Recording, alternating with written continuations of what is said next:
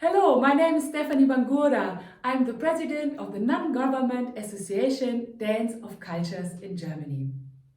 We are the coordinator of the project The Singing Body, Physical Empowerment for European Values.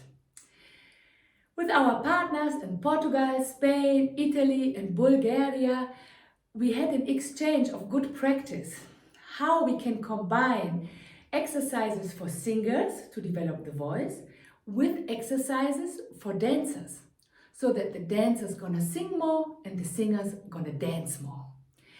And this innovative dance pedagogy with live music can be implemented in any cultural, artistically and educationally context.